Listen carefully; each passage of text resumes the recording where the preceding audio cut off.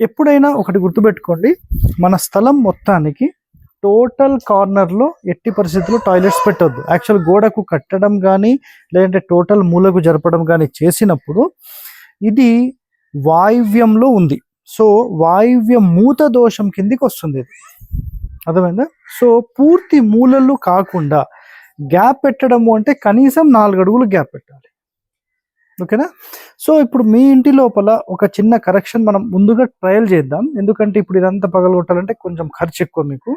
But ఈ మూల ఉండడం వల్ల ఒకటి సర్జరీ ప్రాబ్లమ్స్ జరుగుతాయి, రెండవది కోర్ట్ రిలేటెడ్ ప్రాబ్లమ్స్, మూడవది పోలీస్ స్టేషన్ రిలేటెడ్ ప్రాబ్లమ్స్, లేకపోతే భార్యాభర్తల మధ్యలో సఖ్యత లేకపోవడం లాంటి సమస్యలు ఇవి 100% చేస్తాయి. ఓకేనా? డిస్టర్బెన్స్, మెంటల్ డిస్టర్బెన్స్ ఇవి కామన్గా ఉంటాయి. ఫైనాన్షియల్ కూడా కంపల్సరీ.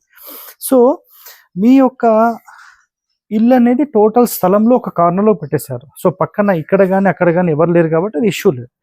ఇప్పుడు మనం మీ దానికి ఏం చేద్దామంటే, ఈ గోడ కనెక్ట్ అయింది కదా, కనెక్ట్ అయిన దాన్ని కటర్ మిషన్స్ దొరుకుతాయి. ఆ కటర్ మిషన్ని తీసుకొని వచ్చి ఒక 1 ఇంచ్ గ్యాప్ ఈ ఇంటికి సంబంధించిన వాయువ్య పెంపుకి ప్లస్ ఆగ్నేయంలో పెంపుకి ఒక 1 ఇంచ్ గ్యాప్ పెట్టేసేసి ఒక్క 1 మంత్ ట్రయల్ చేయండి. ఈ ట్రయల్లో మీకు 100% రిజల్ట్ వచ్చేస్తుంది. రాలేదనుకోండి, అప్పుడు ఈ టాయిలెట్ తీసేసి ఒక 4 అడుగులు వదిలేసేసి ఇటు పక్క పెట్టేసుకోవాలి. ఆ పోల్ ఉంది కదా, పోల్ నుంచి ఇటు పక్క టాయిలెట్ పెట్టండి. ఉండొచ్చు, పర్లేదు, ఉండొచ్చు. సెప్టిక్ ట్యాంక్ వల్ల ఇబ్బంది లేదు. ఇంకా నీకు స్థలం ఉంటే బయట పడేసాయి.